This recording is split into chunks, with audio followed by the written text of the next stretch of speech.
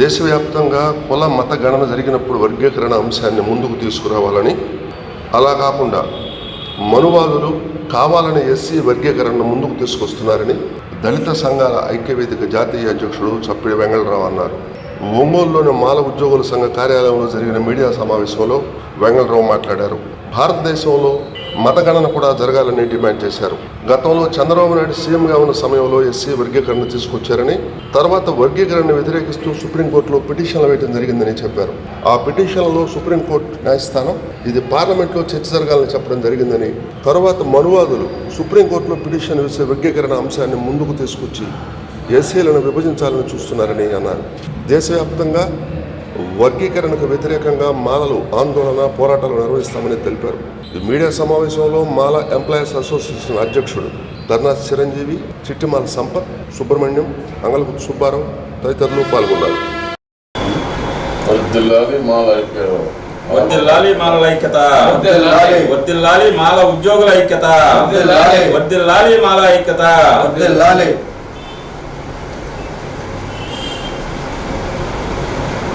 ఆంధ్రప్రదేశ్ మాల employees association ద్వారా ప్రభుత్వానికి ప్రజలకు కొన్ని వినతులు ఇవ్వాలన్న ఉద్దేశంతో ఈ మీడియా సమావేశాన్ని ఏర్పాటు చేయడం జరిగింది. భారతదేశ వ్యాప్తంగా కులగణన జరిగిన తర్వాతనే రిజర్వేషన్ల అంశం ప్రభుత్వాలు పరిగణలోకి తీసుకోవాలని చెప్పేసి ఈ సందర్భంగా తెలియజేస్తూ ఉన్నాము. అట్లాగనే భారతదేశ వ్యాప్తంగా మత గణన జరిగిన తర్వాతనే, ఆ లెక్కలు బహిర్గతం అయిన తర్వాతనే ఎస్సీ రిజర్వేషన్ వర్గీకరణ అంశంపై ఒక స్పష్టత వస్తుంది. కాబట్టి ప్రభుత్వానికి ఈ సందర్భంగా ఈ మతగణన పకడ్బందీగా చేయాలని మేము కోరుతూ ఉన్నాము. ఇక ఎస్సీ ఎంప్లాయీస్ ఈనాటికి కూడా సమాజంలో చాలా వివక్షతలకు గురవుతూ ఉన్నారు. వారు ఎస్సీ అని తెలియగానే వాళ్ళకి ఇల్లు రెంట్కి ఇవ్వడానికి కూడాను సంశయిస్తున్నటువంటి పరిస్థితి ఈ రోజున కూడా ఉంది. వాళ్ళు ఏదన్నా ఈఎంఐ రూపంలో ఏదన్నా ఒక ఇల్లు కొనుగోలు చేసినా కూడాను, ఏదన్నా ఒక అపార్ట్మెంటు అలాంటిది ఏదన్నా ఈఎంఐ ద్వారా కొనుగోలు చేస్తే ఆ అపార్ట్మెంట్లో కూడా కుల వివక్షత అనేది ఈ రోజుకి కూడా రాజ్యం వెళ్తూ ఉంది. ఆ అపార్ట్మెంట్ కమిటీల్లో ఈ ఎస్సీ కులాలకు సంబంధించిన వాళ్ళకి ఆ కమిటీలో ఎలాంటి ప్రాధాన్యత లేకుండా వివక్షత ఈ రోజుకి కూడా చూపిస్తూ ఉంది. ఇది ఒంగోలు పట్టణంలో కూడా ఉంది. భారతదేశ వ్యాప్తంగా అందరూ మాల ఎంప్లాయీస్ కానీ ఎస్సీ ఎంప్లాయీస్కి కానీ ఈ వివక్షతకు గురి అవుతూ ఉన్నారు. ఇది అంటరానితనానికి ఒక నిదర్శనం. ఈ అంటరానితనం ఇలయతాండం చేస్తున్నటువంటి ఈ దశలో ఈ మాల ఎంప్లాయీస్ని ఈ విధంగా శోభకు గురి చేయటం అనేది మంచిది కాదు. ఇక భారతదేశ వ్యాప్తంగా భూమిని జాతీయం చేయాలని చెప్పేసి ఎప్పటి నుంచో ఉంది. ఈ భూమిని జాతీయం చేసి అన్ని కులాల వారికి భూమిని సమానంగా పంచాలన్నటువంటి డిమాండ్ కూడా అనాదిగా వస్తూ ఉంది. ఆ దిశగా పావులు గదపాలని ఈ సందర్భంగా తెలియజేస్తూ ఉన్నాము. ఆంధ్రప్రదేశ్ మాల ఎంప్లాయీస్ అసోసియేషన్ ఎస్ఎన్పాడ్ నియోజకవర్గ ఇన్ఛార్జిగా వేమ శేష్ గారిని, అలాగే అద్దంకి నియోజకవర్గ ఇన్ఛార్జిగా శాంసన్ గారిని, దర్శి నియోజకవర్గ ఇన్ఛార్జిగా మద్దెల వెంకటేశ్వర్లు గారిని, ఎర్రగొండపాలెం నియోజకవర్గ ఇన్ఛార్జిగా వెన్నం కోటేశ్వరరావు గారిని ఈ సందర్భంగా నియమిస్తూ మాల ఎంప్లాయీస్ అసోసియేషన్ పటిష్టతకి వారు కృషి చేస్తారని తెలియజేస్తూ ఈ సందర్భంగా తెలియజేసుకుంటూ ఉన్నాను. అందరికీ జై భీమ్. భారత రాజ్యాంగ నిర్మాత భారతరత్న డాక్టర్ బిఆర్ అంబేద్కర్ గారి రాజ్యాంగంలో పొందుపరిచిన ఎస్సీ ఎస్టీ రిజర్వేషన్ హక్కులని కాలరాయాలని ప్రభుత్వం చూస్తుంది. అది మేము సహించము. మాల ఉద్యోగుల తరపున నేను మాల ఉద్యోగులకి చెప్పదలసింది ఏంటంటే, రిజర్వేషన్ని యథావిధిగా అమలయ్యే విధంగా మీరందరూ కృషి చేయాలని, ఏదన్నా మీటింగ్లకి ధర్నాలకి బయటికి రావాలని కోరుకుంటూ నాకు ఈ అవకాశం ఇచ్చిన పెద్దలకి ధన్యవాదాలు తెలుపుకుంటూ జై భీమ్. ఉమ్మడి ఆంధ్రప్రదేశ్ రాష్ట్రంలో 1997 సంవత్సరంలో ఆనాటి ముఖ్యమంత్రి గారు చంద్రబాబు నాయుడు గారు ఎస్సీ వర్గీకరణ చేస్తూ రిజర్వేషన్ని ఒక జీవో ఇవ్వడం జరిగింది. అది రాజ్యాంగ వ్యతిరేకమని మాల సంఘాలుగా మేమందరం కూడా పోరాటం చేసి, తద్వారా సుప్రీంకోర్టు ధర్మాసనాన్ని ఆశ్రయించగా 5గురితో కూడిన సంతోష్ హెగ్డే జస్టిస్ ధర్మాసనం ఏకగ్రీవంగా ఈ తీర్పు అక్రమంగా ఇచ్చిందని చెప్పేసి కొట్టివేయడం జరిగింది. ఇది 20 సంవత్సరాలు ఆ రిజర్వేషన్లు ఉమ్మడిగా ఈ రాష్ట్రంలో కొనసాగినాయి. అయితే అప్పుడున్నటువంటి రాష్ట్ర ప్రభుత్వం కానీ అక్కడున్నటువంటి ఎంఆర్పిఎస్ నాయకులు కానీ ఎవరు కూడా సుప్రీంకోర్టుకి అప్పీలు పోలా. అయితే పంజాబ్ రాష్ట్రంలో ఉన్నటువంటి ఆ రాష్ట్ర ప్రభుత్వంలో ఉన్నటువంటి వాళ్ళు అక్కడ మజిబ్ సిక్కులకి వాల్మీకులకి 50% రిజర్వేషన్లు కల్పిస్తే అక్కడున్నటువంటి చమర్లు వాళ్ళు ఇది చెల్లదని చెప్పేసి హైకోర్టులో రిట్ వేయడం జరిగింది. హైకోర్టులో ఆ రిట్టు కొట్టివేయడం జరిగింది. అక్కడున్న రాష్ట్ర ప్రభుత్వం వాళ్ళు సుప్రీంకోర్టుకి అప్పీల్కి వెళ్ళారు. సుప్రీంకోర్టు ధర్మాసనం 5గురితో కూడిన ధర్మాసనం వాళ్ళు ఈ తీర్పు ఉమ్మడి ఆంధ్రప్రదేశ్లో ఈవి చెన్నై గారు స్పెషల్ పిటిషను, మల్లి వెంకట్రావు గారిది, పివి రావు గారిది ఈ పిటిషన్ని దృష్ట్యా కొట్టేయడం జరిగింది. కాబట్టి ఈ తీర్పుని విస్తృత ధర్మాసనానికి మేము రిఫర్ చేస్తున్నాము.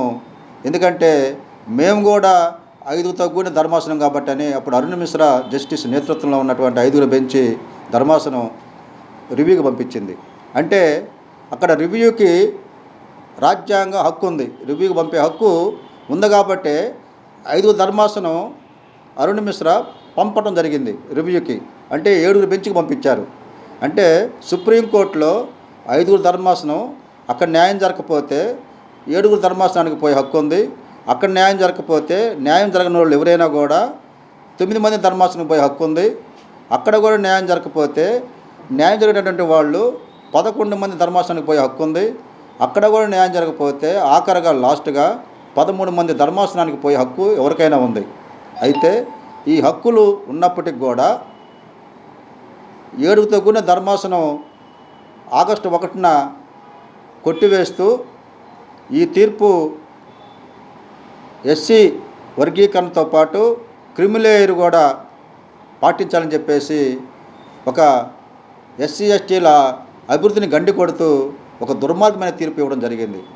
ఆ తీర్పుని మేము వ్యతిరేకిస్తూ ఆ తీర్పు పునఃపరిశీలించాలని సుప్రీంకోర్టు గౌరవ ధర్మాసనానికి 9 మంది ధర్మాసనానికి రివ్యూ పిటిషను అప్లై చేస్తే రివ్యూ పిటిషన్ని రాష్ట్ర ప్రభుత్వం ఈ 2 రాష్ట్రాల్లో 26 పిటిషన్లు అప్లై చేయగా రివ్యూ పిటిషన్లు ఈ 26 పిటిషన్లు పరిగణలోకి తీసుకోకుండా కనీసం వాళ్ళ విన్నపాలను కూడా అభ్యర్థులను కూడా ఆలకించకుండా దుర్మార్గమైనటువంటి ఒక ఆర్ఎస్ఎస్ ఎజెండాతోటి ఈ యొక్క ధర్మాసనం ఈ యొక్క 26 పిటిషన్లు కొట్టేయటం అనేది రాజ్యాంగ వ్యతిరేకమని మేము ఇది తీర్పుని తీవ్రంగా ఖండిస్తూ ఉన్నాము. భారతదేశ వ్యాప్తంగా ఎస్సీ ఎస్టీల అభివృద్ధికి గండి కొట్టే విధంగా ఈ అధికారానికి దూరంగా ఉంచే విధంగా ఈ తీర్పు ఉన్నదని చెప్పేసి ఈ తీర్పు అందులో భాగమేనని చెప్పేసి మోడీ ఆర్ఎస్ఎస్ పథకంలో భాగంగానే కుట్రలో భాగంగానే ఈ తీర్పు ఇవ్వడందని చెప్పి మేము పరిగణిస్తూ ఉన్నాము. అయితే ఈ తీర్పుని మేము వ్యతిరేకిస్తూ అంబేద్కర్ వాదులతోటి దేశవ్యాప్త ఆందోళనకు కూడా మేము పూనుకుంటామని మేము మోడీ ప్రభుత్వాన్ని హెచ్చరిస్తూ ఉన్నాము. అయితే ఎస్సీ ఎస్టీ ప్రజలు, మేధావులు, ఉద్యోగస్తులు, వ్యాపారస్తులు, రాజకీయ పార్టీ నాయకులు అందరూ కూడా ఎస్సీ ఎస్టీల కోసం చేసే ఈ పోరాటంలో అందరూ భాగస్వాములు కావాలని చెప్పి కోరుతా ఉన్నాము. అదేవిధంగా ఈ క్రిమిలేయర్ తీర్పు దాంట్లో ఎస్సీ ఎస్టీలు ఉన్నటువంటి అన్ని కులాలు నష్టపోతాయి. కాబట్టి అందరూ కూడా ఈ యొక్క మాదిగా సోదరులు కూడా ఈ యొక్క ఆలోచించి ఈ యొక్క తీర్పుని భావితరాల భవిష్యత్తుకి రిజర్వేషన్ లేకుండా కనీసం చదువుకునే అవకాశాలు కూడా మన బిడ్డలకు ఉండవని చెప్పేసి మీరందరూ ఆలోచించి సహృదయంతో ఈ ఎస్సీ ఎస్టీ రిజర్వేషన్ని రాజ్యాంగానికి అనుగుణంగా రాజ్యాంగంలో అంబేద్కర్ హక్కుల్ని కాపాడుకోవటంలో మీరందరూ కూడా ఈ యొక్క కొనసాగుతున్న పోరాటంలో మీరందరూ భాగస్వాములు అవ్వాలని కోరుకుంటూ ఉన్నాను.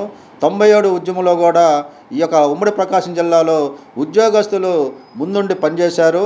పర్రె లక్ష్మీనారాయణ గారైనా కోఆపరేటివ్ బ్యాంక్కి, అదేవిధంగా బ్యాంక్ ఎంప్లాయీలు పి కోటేశ్వరరావు గారైనా, తర్వాత మన గోపాల్ అయినా, అదేవిధంగా కాకి సోషల్ వెల్ఫేరు కాకి కృపారావు, చంద్రహాస్ బీసీ వెల్ఫేరు వీళ్ళందరూ కూడా ముందుండి ఆ రోజు ఉమ్మడి జిల్లాలో ఉద్యోగస్తులుగా ముందుండి ఈ యొక్క ఉద్యమానికి అండదండలుగా ఉన్నారు. అదేవిధంగా ఇప్పుడున్నటువంటి మాల్ ఎంప్లాయీస్, ఇతర ఉద్యోగ సంఘాలు అందరూ కూడా ఈ ఉద్యమానికి మీరందరూ కూడా సహాయ సహకారాలు అందించి మీరు కూడా ఈ ఉద్యమంలో కీలక పాత్ర పోషించాలని కోరుకుంటూ భావితరాల భవిష్యత్తుకి మీరందరూ కూడా బాసటగా ఉండాలని చెప్పేసి అంబేద్కర్ ఆలోచన ఆశయాలతోటి మనందరం ముందుకు సాగాలని చెప్పేసి మీరందరూ కోరుకుంటూ ఈ సందర్భంగా మీ అందరికీ నేను పిలుపునిస్తూ ఉన్నాను. జై భీమ్, జై మాల, జై అంబేద్కర్.